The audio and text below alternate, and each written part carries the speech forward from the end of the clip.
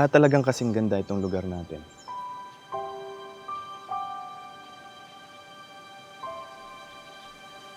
Kahit nasa College of Law pa lang tayo sa Maynila. Palagi pa rin akong umuwi sa tuwing pwede.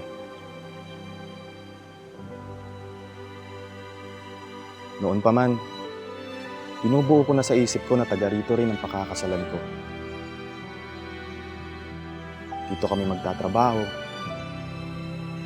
magpapalaki ng anak, hanggang sa pag-retire namin.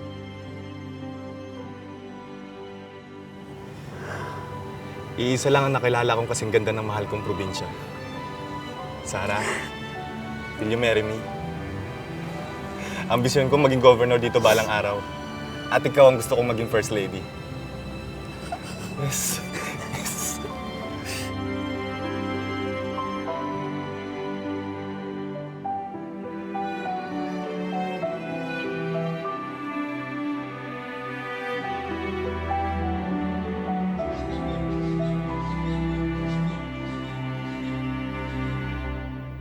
Bilisan nyo, dali. Okay lang, di ba? Tara. Oh, celebration to, ha? Celebration. Thank you. Oh, basta huwag kayo mawawala sa kasal namin, ha? Okay, wait lang. O ano, Willie? Matagal pa ba yan? Saglit na lang to. Tagal naman. Oh, bawal. Bakit kayo? Ikaw Buntis ka eh. talaga. Ano ka ba naman? Makikain ka na lang. Amulutan ka na. Meron ako. Ay guys, huwag kayo mawawala sa kasal namin, ha? Drinking is not allowed in the Capitolio. Sorry, Gov. We get carried away. Chief of Staff pa naman kita, Attorney Palma. What a disappointing excuse. I have to fine you.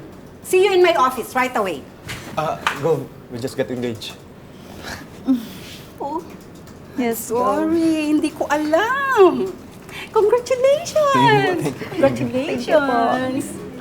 Wait, bawi ako. May wine ako doon sa fridge ko. Oh, yun! A wine that's certainly much better than that! Oh. So let's go! Tara, tara! Let's go! Akala ko ba bawal uminom dito? Bakit may wine siya sa office? Binibigyan na nga tayo, kinu-question mo pa. Tara na. Tara. O, tara guys, tara. May alak daw doon, tara. Yes! Congrats!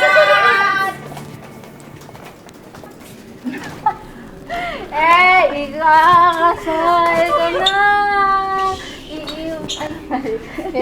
Yung kakasal na siya. Dapat guys, celebrate natin to kasi kakasal na. Alam dapat mag-inuman ba tayo doon kay Gub? Kasi si Gub naman yung sagot tayo. After work. Hindi, dapat nga parang nabibitin ako eh. Mamaya na lang. Ha? Hindi ka na maingay kasi nasa work Hindi, na tayo. dapat nga uminom pa tayo dun eh. Okay na yun. Mamaya. Get your things and go. Sure. You're fired! Sir, let me explain. Paano mo ipaliliwanag ang isang umiinom sa oras ng trabaho? Sir, kasi... Ayoko nang maulit ito ah. Kapag nagkataon, pati ikaw, sisisantihin ko.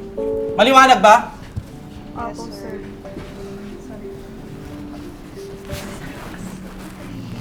Saan kayo nag-iinuman? Sino nagpainom sa inyo? Sir, si Gob.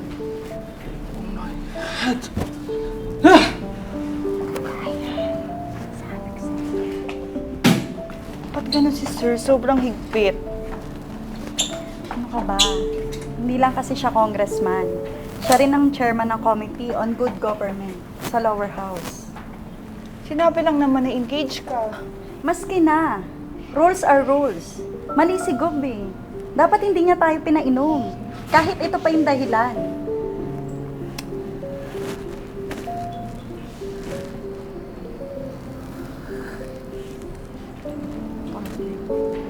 Parang wala nangyari.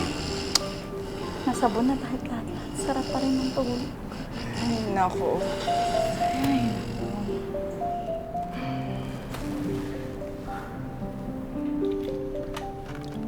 Sarah, pumasok ka muna.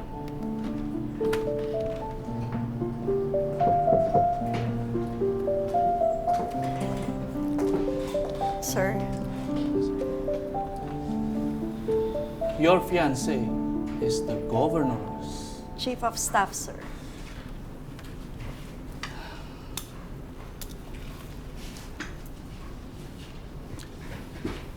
Pero hindi kami magkapartido ni Gob. Alam ko po, sir. At napag-usapan na rin po namin ni Jerry ito. We're professionals. What happened in this office stays in this office. There's nothing to worry about, sir. Make sure of that. Okay, sir.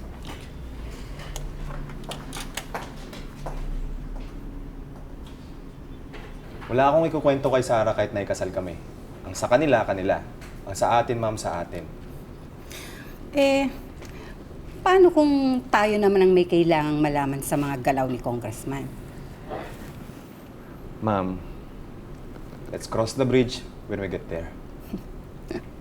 Kaya kita gusto, Jerry. Marunong kang maglaro. Ayusin mo na yung mga documentation para sa loan natin sa opisina.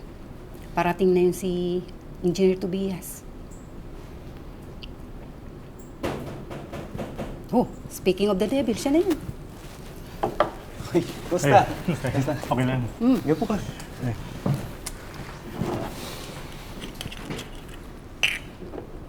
Kumusta? Ma'am, humihingi nga palang Tunsuya Trading Company ng 40% na down payment para sa mga equipments. Pero mas maganda sana kung canvas muna tayo sa ibang trading companies para makapagkumpara tayo ng costas. We have enough for the down payment. Kukulangin lang naman tayo sa kabuuang bayad. Meanwhile, maglo-loan muna tayo. Ano bang kailangang bilhin? Bulldozer, motor tractor, wheel loader, vibratory road roller, at saka backhoe. Talaga bang kailangan mag-loan? Cheers! Cheers!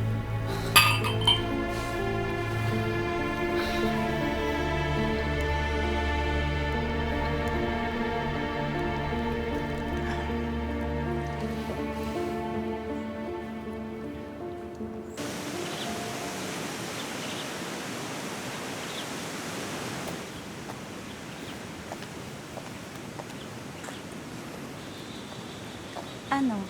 Set a date na tayo? Gusto ko na nga sana, kaso hindi pa lumalabas ang... Ang alin? Ikaw hinuhuli mo ko. Usapan natin walang sabihan, walang kwentuhan. Ay! Andali, mag-alas 9 na. Baka maunahan ako ni sir sa office. Biyernes lang siya pumapasok. Nag-fax. Gusto niya raw akong kausapin. Sige na, una na ako. Bye-bye.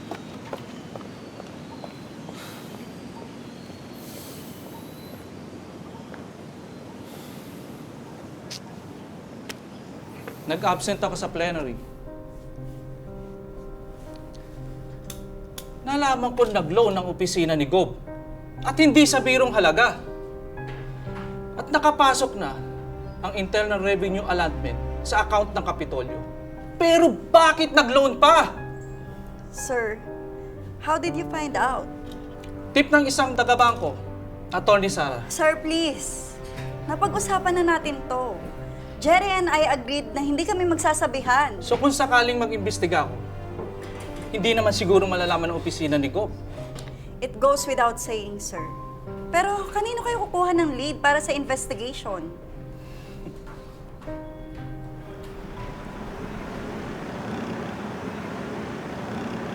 Tol, ang laki ng overall costing ng Tunsuya. Kinakabahan ako. Di ba naka-factor na yun sa budget? Nagdagdag si Gob ng water tank, dump truck, low-bed trailer na pang 40 tons, tractor head para sa 10-wheeler, at mga spare parts. Tingin mo, walang overpricing? Mukhang meron. Kaso lang, walang preba. Hindi kasi tayo nakapag-canvas sa ibang trading companies eh. Tsaka, huli ng lahat. Pinirmahan na ni Gob ang order. Kasama yun sa mga pinadagdag niya? Tol, hindi ko alam na pumirma na siya. Relax lang muna. May solusyon. Solusyong paano?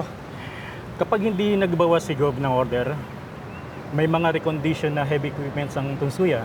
Magagandang quality, halos parang bago. Pero hanggang recommendations lang ko Si Gob pa rin ang magdidesisyon. Tara.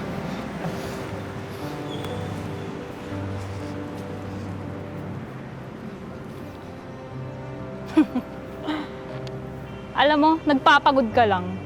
Yung mga boss natin, kahit nabubuko, kura pa rin hanggang dulo.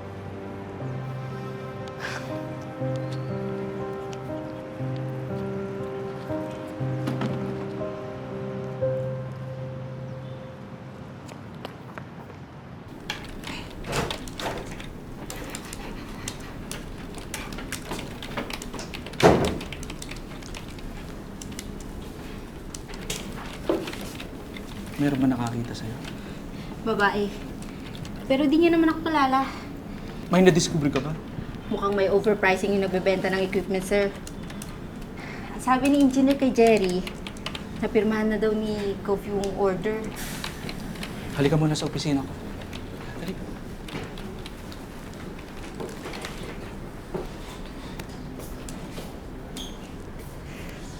Nag-espiya si Tonet sa mga tao ni Gob. Kila Jerry. Kaya nga eh, bakit ganun? Tinatraidor niya tayo? Kaya nga. Sara. Sorry Hindi ko matanggihan si Kung Paano kung may mag-utos sa'yo na kami naman yung manmanan mo? Sobra to! Andito yung loyalty ko! Excuse me, ang espiya.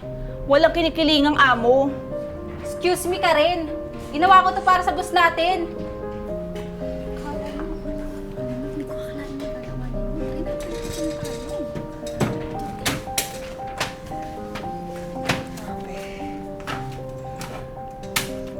Engineer Tobias?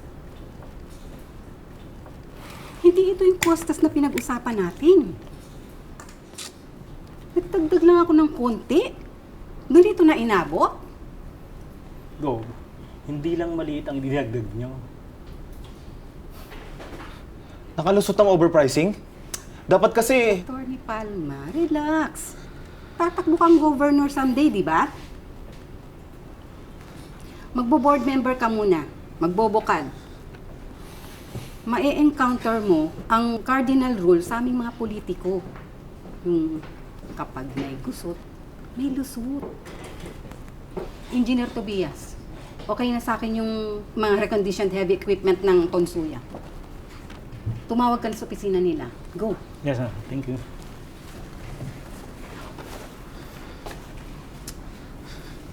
Go, palalabasin natin bago? Relax. Ano ka ba naman? Hindi ka magiging governor niyan kung duwag ka masyado. Walang makakaalam nito. Pera na lang kung sabihin mo sa girlfriend mo at makarating dun sa pakialamero niyang boss. Gov, alam niyo namang... No. Alam kong di kayo nagsasabihan. Hey, teka muna. Pwede bang tutukan mo na lang kung sakaling malaman ni Congressman Corpus kung anong gagawin natin? Tututukan paano? Tutukan paano? Diba ito na yung sinasabi mong crossing the bridge when we get there.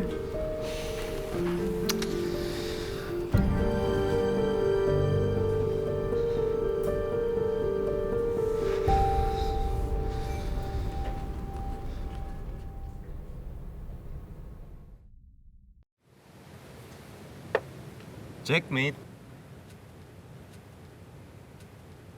Oh, natalo ka lang, malungkot ka na? Jerry. Di pa ba tayo magpapakasal?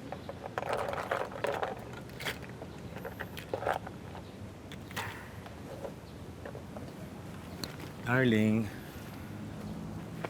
ginagawa na ang bahay natin. Konting panahon na lang matatapos na yun.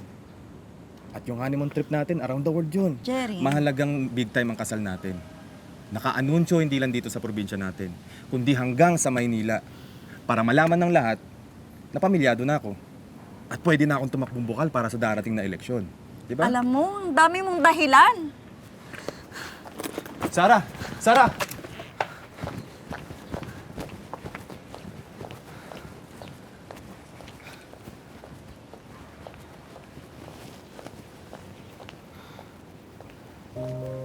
Binalik ng kaibigan mo ang wedding ring niya. Tagal na kami hindi nag-uusap.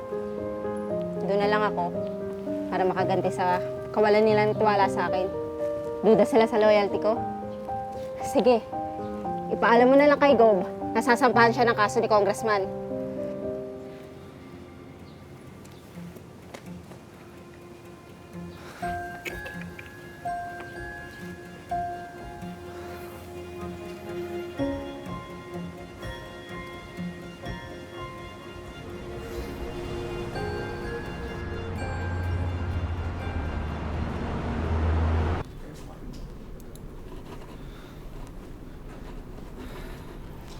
Isang linggo kang nawala, ni hindi ka nagpaalam. Saan ka ba nagpunta? Sa ombudsman. Sa tulong ng mga kabrad ko sa frat. Ito ang nakuha ko.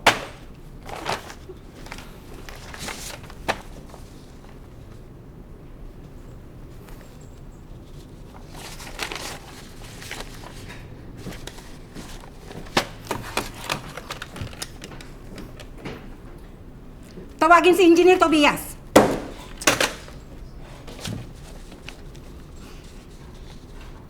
Akala naman itong si Engineer Tobias. Asan na ba yun? Patingin ka na. Gob, Ako, laki ng problema natin. Eto, oh. Ayan o. Ayan. Saan yan? Ayan ka dito. Gob, hanggang recommendation lang ako.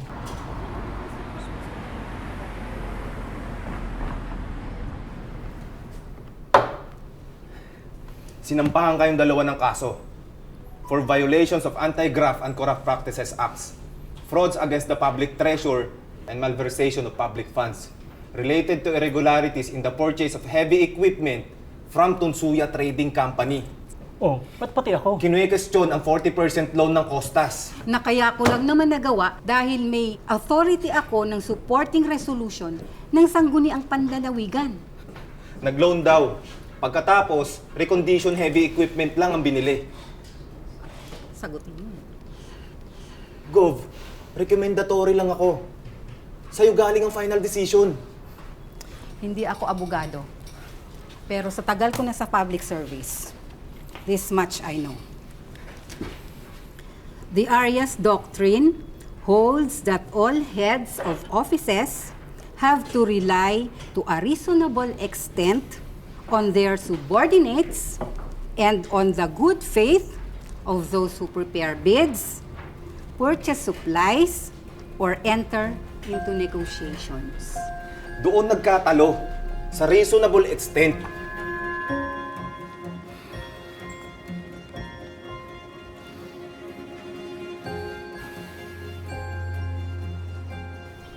She was reminded na mag-canvas ng iba pang trading companies. Did she? She didn't. She knew na may prohibition on advance payment sa Section 338 ng Local Government Code of 1991. In addition, hindi kumpleto ang delivery ng Tunsuya. Ano ang kulang, Atty. Ramones? Vibratory road roller, a set of tools, and spare parts. Mababawi naman ang ibinayad dun. Pati ang interest ng refunded amount. Suma total, ang probinsya natin ang nalugi.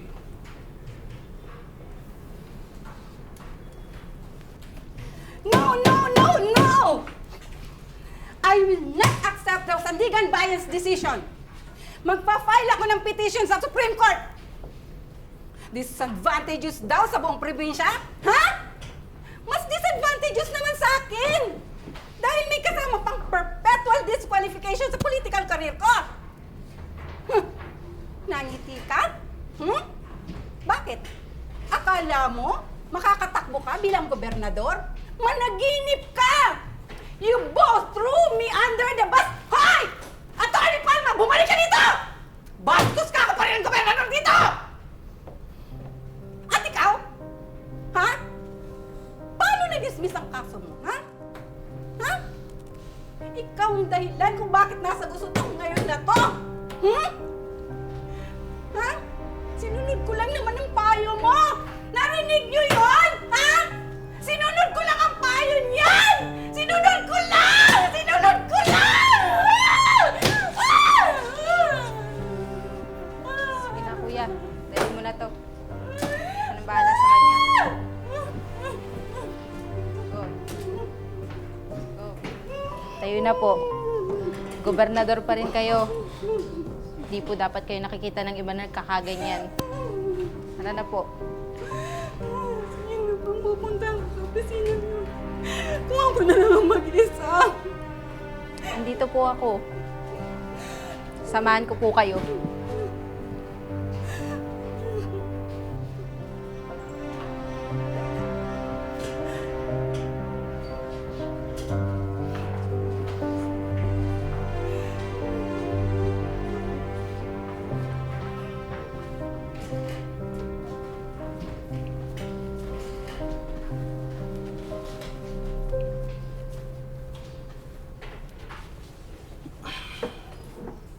Piskal, ano po sa tingin niyo mangyayari sa Supreme Court?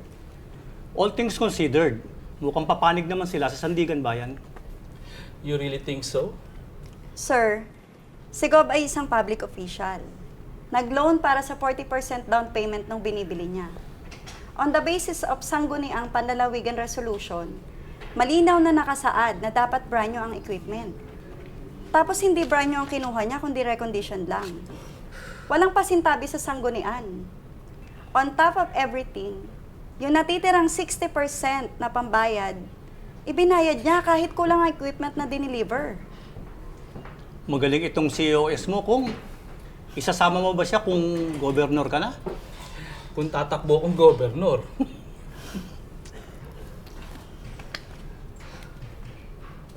Good afternoon, sir. Sir, good afternoon. Good Kung sana kinuha itong mga gamit ko. Ngayon lang ako nagkapanahon. Tonet, hindi dapat kita pinakiusapan mag-espiya. Hindi ko po ginawa yun. Hindi dinabubuan na mabubo. Kahit na. I'm really sorry. You're working here, you had to end like this. I'm really, really sorry, Tonet. Sorry din, sir. Ibit ako sa kabila eh. Buti pa tayo, sir, no? Marunong tayo mag-sorry sa isa't isa. Oo naman.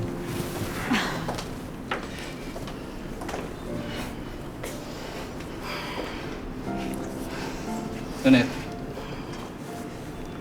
Sir.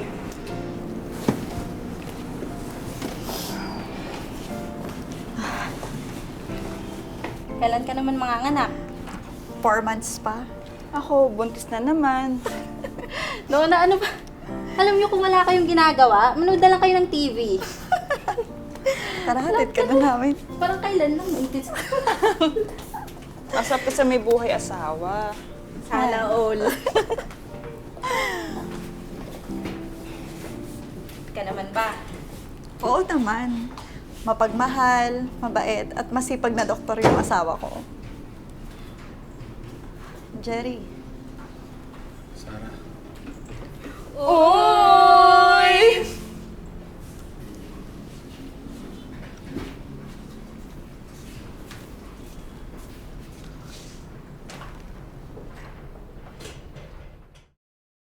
Wala talagang kasing ganda itong lugar natin. Kaya kahit nasa College of Law pa lang tayo sa Manila, palagi pa rin akong umuwi sa tuwing pwede. Noon pa man, binuo ko na sa isip ko na taga rito rin ang pakakasalan ko. Dito kami magtatrabaho. Papalaki ng anak hanggang sa pag-retire namin. Pero wala na yung babaeng mahal ko. I took her for granted. I lost her.